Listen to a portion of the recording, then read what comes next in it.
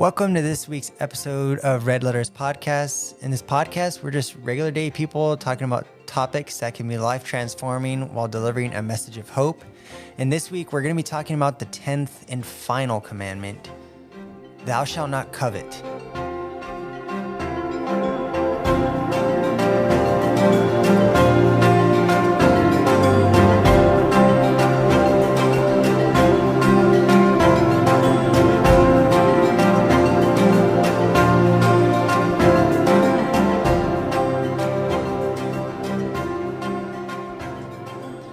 All right, Ruth, now's your time to shine.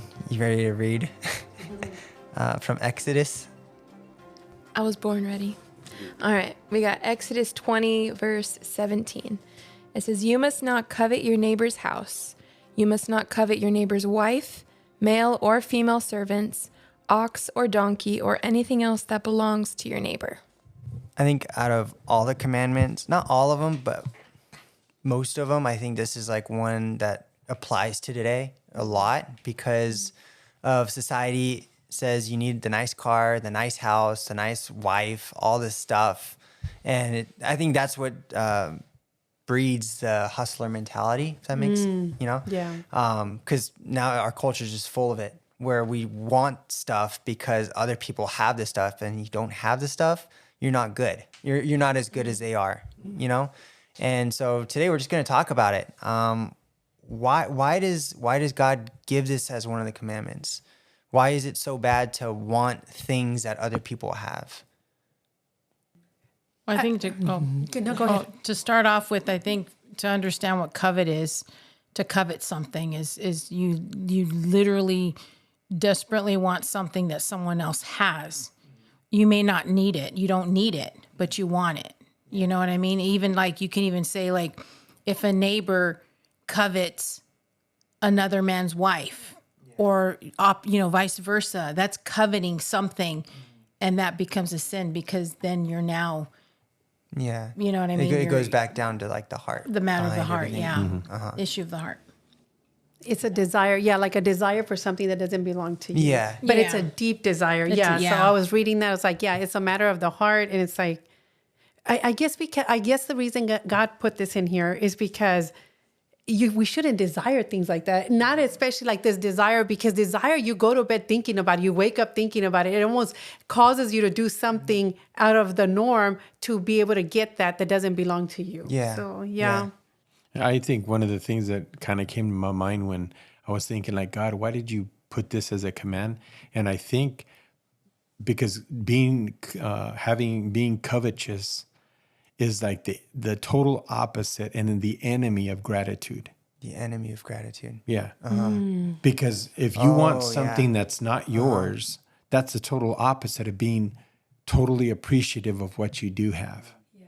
And I think that's the heart of God, for us to rejoice, to turn around and be present and be content because we have Him first and foremost. Everything else is the addition. You know what I mean? And I think it's so funny because you could turn around and you drive through a nicer part of town and start, oh, wow, look at this, look at that, look at that. But then the following day, go take a trip down to TJ and go visit an orphanage. And then come back. Your mindset won't be, oh man, check out this tent, check out this. You won't be doing any of that because your heart would actually be a little bit more open to be appreciative of what you do have because what you get to come home to. Yeah. Where the day before you're going in a nicer neighborhood, all of a sudden wanting the things that you can't have, and you're willing to, what they used to call keeping up with the Joneses, to turn around and live beyond your means just to say you have it. So then you accumulate debt just to turn around and be perceived that you're all that. Everything together. Yeah, that you arrived. And I think that really you're lying to yourself. Yeah. That's what all that boils down to. Pastor, I just have to say this. Because because I like you said it. if I think this is why God did it now. I take everything back that I said earlier. So We can edit it. it's because if you have God in your heart, you're filled with God, you won't have a desire for anything else because you have everything. In Him. Oh my gosh, when you said that, I was like, whoa, because I remembered back, there was a time when we didn't have a lot and we didn't have anything. I don't know if you guys ever went to the grocery store pushing a cart that you found outside and you had to go get groceries in that cart and then bring it back to your apartment. But you desire like, oh, I really want this or I really want that because you didn't have it. But imagine today, like I have my heart full of God. Yes, thank God I drive a car. I have a car. I don't have to go shopping in the grocery cart. But I believe that even then, if I would have had my heart filled with God, I wouldn't have wanted something else. I think everything that I needed was already within. Mm-hmm. Yeah, so that's very powerful. So seek God first, because when your heart's full of that, then you don't desire anything else. Because in Psalms 23, that's how it starts. The Lord is my shepherd, I shall not want. Yes. And it just says, I shall not want. And then He leads me beside still pastures or still waters. And I think, how you guys said, I wonder if God put this in there almost to show like if you take me as your God and you guys are my people, then you guys will lack nothing. Yeah. I am everything. And that's why I think it's so important to be grateful for what you do have, because there's so much power in gratefulness. And I think if you want to experience His presence, sometimes you just say, thank you, God, for the lung in or the hair in my lungs, the house over my head, or house over my head. I can't be grateful. He's discombobulated. Yeah, but being grateful. And I think sometimes, like I've heard people say, like if you want before you start praying and petition, you start out with gratefulness. Like, what are you grateful for? And it does like just put everything into perspective, because life could be so much worse than what it is. Like, I know we're not millionaires, we're not living in La Jolla, but right now I think God has been showing me like life is good where I'm at right now. Like, I'm grateful for what I do have. Right. But I think too, like if we're going back to coveting other people's things, what was the question I was gonna? It's slipping my mind. Can I read this really quickly? Go ahead, it says, allowing coveting thoughts can lead to actions like adultery, theft, or even violence. This is why I think coveting is so important that we understand what it means. Because I'm not going to lie, I didn't know what it meant before I came to church. I never even heard the term. Yeah. So now it's like, oh, okay, so coveting, that's a deep desire for something, but it can lead, to theft. It can lead to violence, like doing something that you wouldn't otherwise do if you didn't have this deep desire to go after something that doesn't belong to you. It's like the precursor of a bigger sin. Yeah. That's a question that now that I remember. Okay. Yeah. Thank you, Mary. So why do you think God put "Thou shalt not covet" and like He says you should not covet your neighbor's wife, but then He also puts like adultery and stuff. Like, I know it's like a separate sin, but it's almost like if God just put "Thou shalt not covet," like don't want anything that's not yours. Yeah. Wouldn't it solve some of the other commandments? Yes. Well, I don't think so. Because one of them is a desire. You can find it out.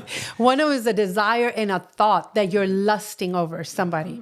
And the other one's the actual action. So one of them leads to the other. So I think desiring and lusting over an individual, then you go, or wanting something that doesn't belong to you, then the next step is going to be taking the action to actually go and take it or or commit adultery. Yeah, that's what I think. I don't know. Well, I think it's kind of like going back to when we talked in the last episode about lying and bearing false witness. I think it kind of the similarities with adultery and with coveting. Yeah. I think that coveting goes beyond just coveting your neighbor's wife, because I feel like when you're coveting something, a deep desire for something, you're never satisfied.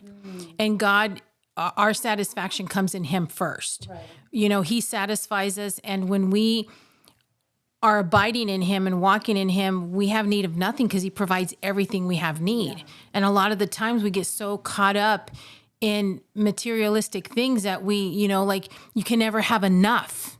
You want more, and there's no end to it. And it not only does it become a distraction, but I believe it becomes even a form of an idol.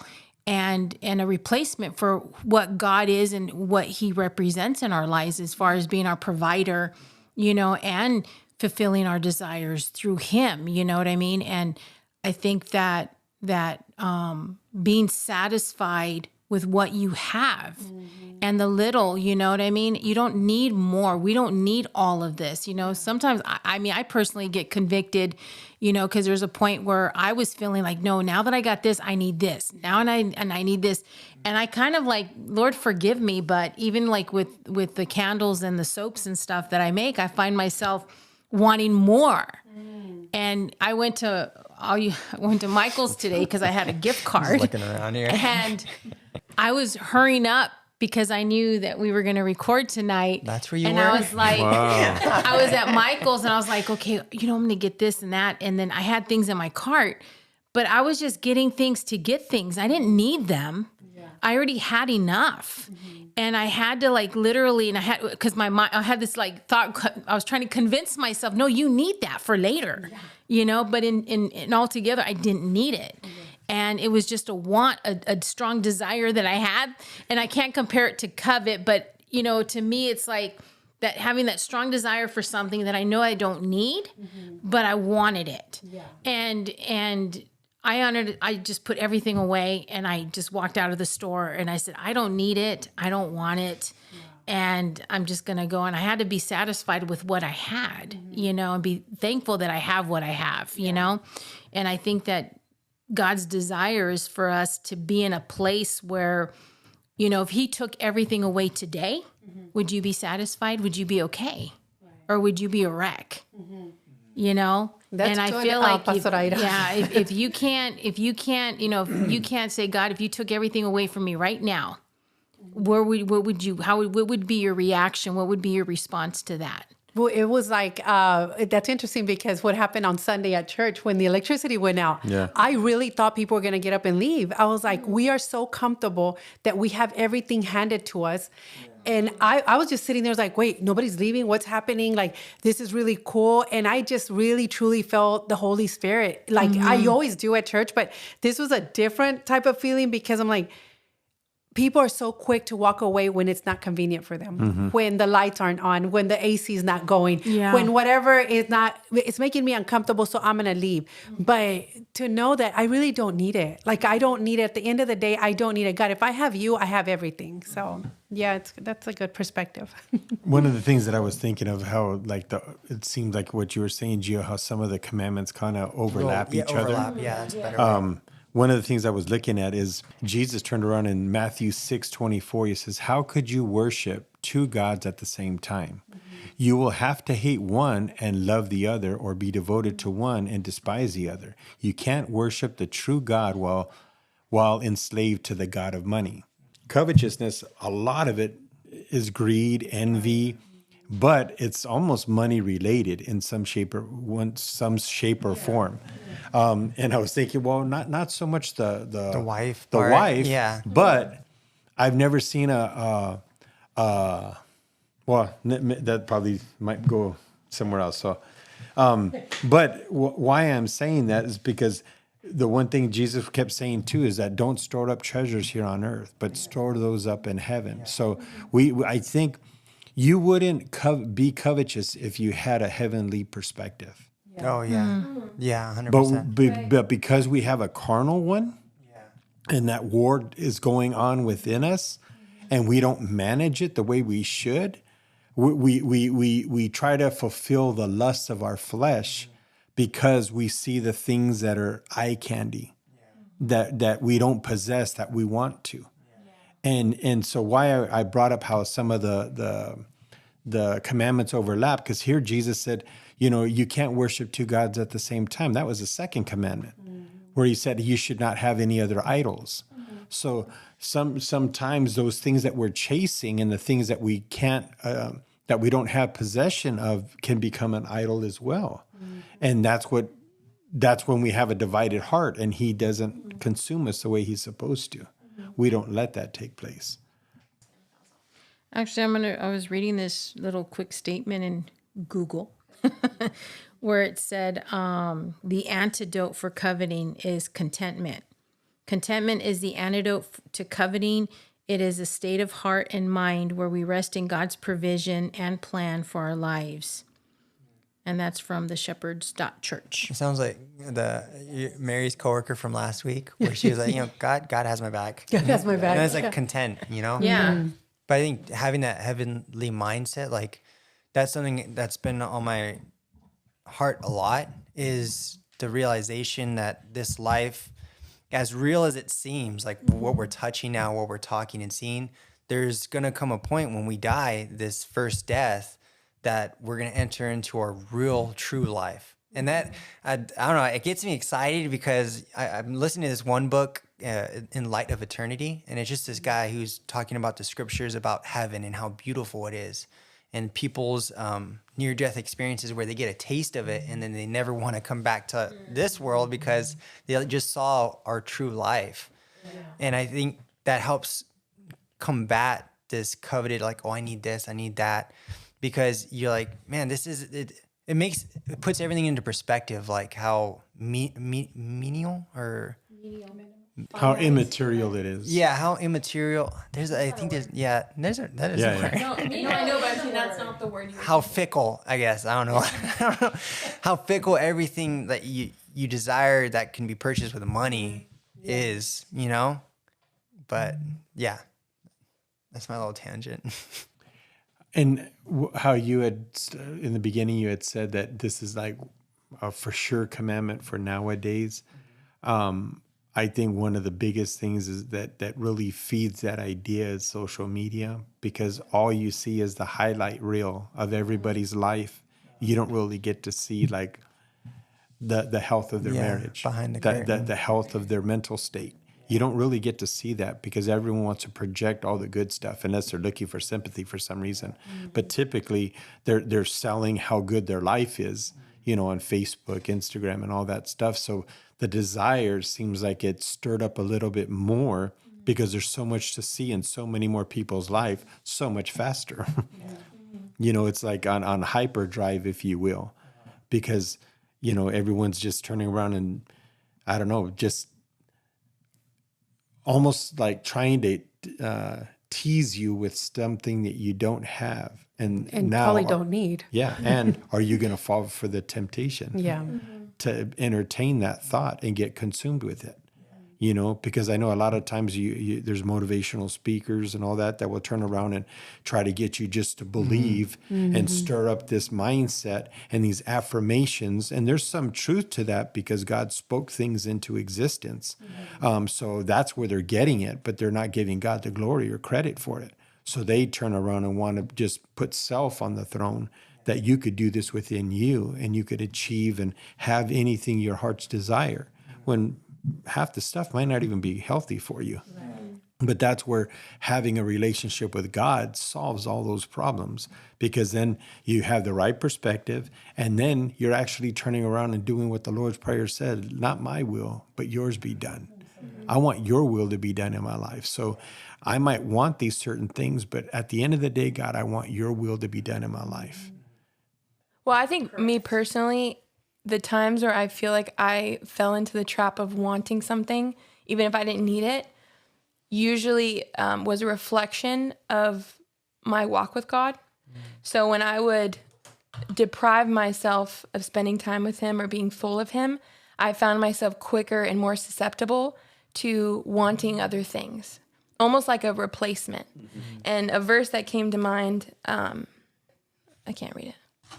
So put to death and deprive of power the evil longings of your earthly body with its sensual, self-centered instincts, immorality, impurity, sinful passion, evil desire, and greed, which is a kind of idolatry because it replaces your devotion to God.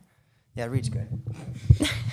I think it's my screen protector because it's like the privacy one, because my alarm broke. But it just shows that on the very bottom, it says that that greed is one of them, which is, like you said, Dad, it's covetousness, if that's how you say it. But it's a form of idolatry because it replaces your devotion with God. Because whatever it is we're trying to gain or to achieve or to, grasp at, usually is because there's something in us that needs filling. and we think everything around us will fill us, not realizing that once we have it, we're still miserable. You know, at least for me, I've gotten things that I was like, oh, this is it. Like, oh my gosh, life's gonna be so fun. And then after I get that thing and it's something small, I find myself still like, why do I still feel empty? Oh, it's because what's in me that needed to be filled could only be filled by him. Yeah. You know, but we don't realize that nowadays. We just think we need more if what we have isn't enough. Yeah. It used to be a common thing said when people would witness to people back in the day, is they would turn around and say that there's a void inside your life that only God can fill. And they would say that describing like, what is it you've been chasing? Well, it's women. Okay. So you're trying to fit that square piece in the round hole that only God could fulfill. It's not going to work. And I think that's just adding to what you're saying, that there's a void that you do have that can only be filled by God. So that's why people that are chasing things, you hear of all these millionaires that, you know, at the end of the day in their private moment, they're like, miserable. What else? What else is there? I went to the mountaintop. I have everything I have. And even like, I'll mention this one guy that I follow, Pat David. One of the things that he had mentioned, this Christian guy, is that he was chasing building a big empire of a company, sold it, all this stuff. And he goes, now I started realizing, you know, I had all this stuff, but now I want to make sure I leave a legacy. That's what I realize, that's what my goal is. And as I'm chasing these things, I'm really realizing that, you know, God has to be the center, but I have to make sure that I'm pouring myself out now. It's not just about a receiving thing. You know, even the Bible, it's in Acts, it says more blessed to give than receive. That's the opposite of being covetous. You know, turning around and giving when even it's hard, you know, that will help squash you being covetous. If you have something, a prized possession, you know, I remember a while back, my wife went to New York and got this one watch, or actually two of them. She bought it like, I don't know, what was it, like Chinatown or somewhere? She went down to these little dungeon, little things and hatchet doors and stuff just to get through. And there were two nice watches that there were knockoffs of a really expensive brand. And I saw them and I was like, oh, wow. You know, I didn't even know what brand they were, but I knew they were like high end. So I had it on one day. And for me, I knew it was a knockoff and it looked nice. And I was like, all right, cool. And I remember my main guy that works with me turned around and he thought that I was attached to it. And he turned around and he goes, let me have that. And before he could say the next sentence, I took it off and handed it to him. And he's like, what, you're just going to give it to me? I said, you asked for it. And he was just like, and it was a funny little illustration of that God was showing me, never get too attached to your stuff. Yeah. Because when you do, it's sucking life out of you. But when you can freely give stuff and you're not attached to it, then you're having a good heart posture on your possessions. Yeah, that's what I was gonna ask next. Like, I know it almost seems like we're telling the listeners like, oh, it's, you know, be content with what you have. Don't go out and you know, buy extra stuff. But it's the heart on which you do so. If it's something like for me, like right now, something recently I've been like struggling with is like I've been wanting to purchase a Garmin watch. Just like because I'm starting to run, and right now it was to the point like maybe like 2 weeks ago where it was like enveloping my every thought. Like what are the reviews about it? I would watch videos, the same video. I would watch it twice just to see the watch, and I was like, oh, this is really bad. This is not good. No, yeah, they're not sponsoring this. And for me, like I realized. God showed me that like, oh, do you want that more than me? And I literally, it was not just that, but like I was putting God in my prayer life on like the back burner to where like I desired, almost like how Ruth said, like when my prayer life or my intimate moments with God are taking a back seat and I'm depriving myself of his presence, I'm quick to purchase something or do something. And right now it was like kind of like running was my outlet to like, okay, I need to feel good about myself somehow. But then not this Monday, but the past Monday, I had recorded a video for myself just talking out loud. And God had showed me that you chose running to feel better about yourself and to feel something. but in reality, you're just running from your problems. And I was like, and wait, he didn't say it like mean. He's really sweet with me, thank God. But yeah, and so he was like, you just like he showed me like you need to just sit down and just be with me, and instead of running and doing something, and so that was just my experience right now with like first coveting and then finding the heart behind why I want something. And now, like after that day, I was like, I still want it, but it's not like I could care less now when it happens. I talked to my wife and I was like, I'll just save here and there, but it's not as like urgent for me. And it's like, I could care less if I do have one or not. So yeah, it is the heart behind or how did I say it first time? It's the heart behind you want. I can't talk today. Yeah, it's just about the heart. Yeah, it's about the heart. Has anybody else had a challenge in that area? I didn't have a challenge, but I probably do have a lot of challenges, but I just wanted to piggyback on what Jill said. Maybe not completely on that, but you wanted something and you're going to wait for it. You're not just going to go get it. Yeah. And you saw the meaning behind the want. There was a meaning behind it and what you were doing and neglecting because of how much you wanted this. But I stopped to think as you were speaking, how many parents, I don't know if you guys have gone to birthday parties lately, but how these parents exaggerate with the gifts that they give their children. I sit there and I was like, I see a child opening up a present. They don't even look at it. They rip it open, throw it to the side. Give me the next one. Rip it open, throw it to the side. This is what we're doing to our kids. This is society doing this to the children. This is the next generation that says, give me the next bigger, better, brighter thing that's going to shine. But no one is taking the time to actually enjoy and embrace the moment. Yeah. So I wonder if that's, I just wanted to put it out there because we look at that ungrateful child. Look, they have this, they have that. No, but somebody taught them that. Yeah. So That's good. I just think it's important that we as parents understand, like, your child doesn't have to have everything. Like, your child doesn't have to have every single toy that Walmart makes or not Walmart, but whoever makes them. But it's important to teach the child, because then they grow up to be these people that covet something else that doesn't belong to them because I'm supposed to have it. Yeah. It's supposed to, I wanted it, I desired it, it's supposed to be mine. So it's important to teach our children as, we're guiding them to adulthood, that not everything that they set their eye on should be theirs. I just think that was important. Yeah, that breeds that the mentality of, entitlement. Yeah. Mm-hmm. Because to turn around and have your kids work for something is almost foreign to people now. Oh, yeah. Parents, because you're a bad parent if you do that. And that's like so awkward and foreign for me because, we grew up more old school. Once you go through tough times, that's something that you want to kind of train your kids to. But sometimes we feel like now we're in a better season of our life that now I just want to give them and not let them understand that there's an earning side that adds that value. Mm-hmm. You know what I mean? Right. But that hunger and thirst to have stuff that's not yours is so unhealthy. And it, like we said earlier, all it does is try to fill a spot that only God can fill. Yeah. And I also wanted to touch on this. Is it coveting to want or to desire? I've heard pastors say this, not just our pastor, but the life that I have now, and people's like, oh, I would love to have his or her life. But it's like, no, I went through some stuff to get to where I'm at today. So it's a gift, I guess, or a calling that an individual has. But when someone doesn't, like, all you do is like, you sit there like, I want that life. I want that life. But you got to put some work into it. You're not just going to get that life. But is that coveting to want, that person's gift?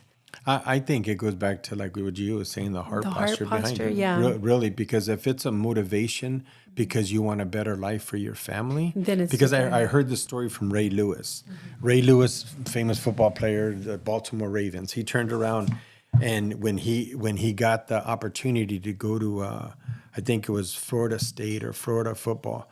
I forgot which team it was, but he was about to leave, and he said, "My little brother was turning around and Ray, don't leave me. You can't leave me." And he's like, "No, you don't understand. I'm going for the good of the family." He's like, and he was bawling to his big brother, Ray, "Don't leave. I can't live without you." And it tore his heart up. And he turned around, and I think his mom gave him the last, I don't know exactly, I think it was like his last $80 to get down to Florida. And he's like, don't worry, I'm coming back and we're going to make it. Oh, wow. And he turned around, and that was his fuel. And that's his burning desire is, I need to turn around and make sure my family is good. Wow. So I wouldn't say that was covetous. That was a hunger and a thirst to turn around and make sure that my family is good. That's a different perspective. And like when I hear the story, like he shared it on his Hall of Fame speech, his brother's on the front, bawling his eyes out. And then he tells his brother, he goes, remember I told you I was coming back? Remember I told you, did I come back? Yeah. And his brother's just like, man, you're my hero. You know what I mean? Yeah. But that was just a perfect way to describe what a healthy drive looks like. Because it's not about you. Covetousness is when it's about you. Yeah, when it's not about covetousness and you want to succeed because, you want to see your family do well, that's a different story. And I remember even like in my own family, I remember asking my uncle, because when I was younger, I went to work with him because he had a marble repair place, mobile thing, installing it and all that, working in beautiful houses in La Jolla. He was killing it. And I remember, and I turned around and said, hey, Tio, I know you went and got a job at Roar back in the day. I said, you were doing so good. He goes, yeah, but I didn't have the opportunity to continue doing that. Or he goes, I didn't have the right to continue to do that. And I'm thinking, like, what are you talking about? You were doing amazing. And he goes, you don't understand, Tony. He goes, I could not have the freedom to do that because I knew my family depended on me. I had to make sure that I had benefits. I had to make sure I had a guaranteed income so that I could get that house and provide for my kids. I had to do that. I had to know that my mom was going to be okay. I had to make sure she had groceries, and I'm the breadwinner for the most part within the family. I had to make sure I was okay. So me having my own business and the risk involved, I couldn't afford myself that. And then it put it in perspective for me because I just thought like, man, what happened, Theo? You had everything going for you. You were killing it. But because there was no promise for tomorrow and tomorrow's work, he said, nope, I can't do that. I have to go with the sure thing to know that we're okay. And to this day, he just retired, but that was his mindset. I got to make sure that my home, my family is good. I have to be the anchor. So covetousness is far from this guy. I've never seen him. He'll give you the shirt off his back to today because he's just like all about life giving. And that's a healthy way to live. That's awesome. Yeah. Anybody else have any other thoughts? I am good. Yeah, that's a good way to end it. Yeah, that was a really good way, Pastor Tony.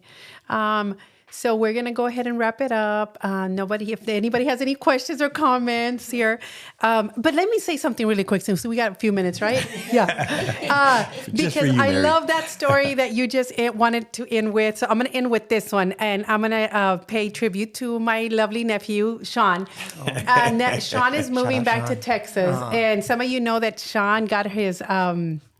He got his degree in surgical tech, but he came to me and he said, "Yeah, I want to run something by you." I love the fact that he would even think to come and talk to me. He said, "It's always been my heart's desire to open up a restaurant." And I was like, okay. He said, and the opportunity has come up in our small town in Texas. And it's a small town. When I tell you it's a small town, and they don't have good food there. So he said, I know I can make a difference. And I was like, but you already have what you got, Sean. And he said, yeah, I know, Thea, but I really believe in this. Wow. And I said, you know what, Sean? But this is what he said. He said, I'm thinking of the generation after me. He said, that's what I'm thinking about. He goes, I want to leave something for the next generation. And I said, okay, so what's your thought? So he tells me, and he has a desire to open up a restaurant to give his mom, because his mom has always wanted a restaurant, and she has the place, she also has a place to be able to, her house, and she has a studio in the back. And anyways, she's already looked into it.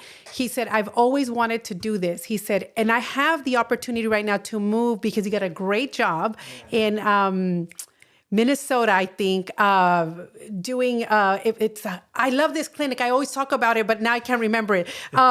So he got a great job at a great clinic and benefits and all that good stuff. But he said, this is a one lifetime opportunity. What should I do? And I said, being the age that you are, Sean, I'd rather you go for it and try it. And if it doesn't work, one day you can say, you know what, but at least I tried. You know, you get your restaurant going, you do what you got to do. He has so much knowledge in marketing, business, and everything. He's like, this is what I always wanted to do. Surgical tech was my backup plan.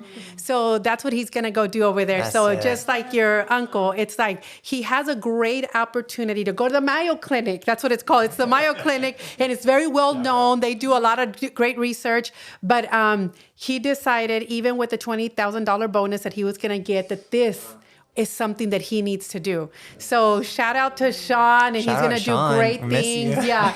And it's like, Let us know when it's open. Right. I hope everybody comes down there to that small. You guys will leave the next day, but at least he will go and support Sean. But yeah, I love the desire that he has, and it's not trying, and it's not that he wanted something somebody else had. It's a desire from within. I believe God put that dream there in his heart because it comes from his mom, and now he wants it too. So the fact that he's making it come to fruition is something so huge. Yeah. That's awesome. Yeah. So just had to share that before we close. Yeah. And he was one of the founders of Red Letters Yeah, Podcast. yeah. He was This one is of the day founders. one. Yes, exactly. So we want to thank everyone for tuning in and listening and giving us a part of your day today. And once again, if you ever have questions or just want to comment on anything, please reach out to us. We're always here and willing to listen to you guys. Thank you.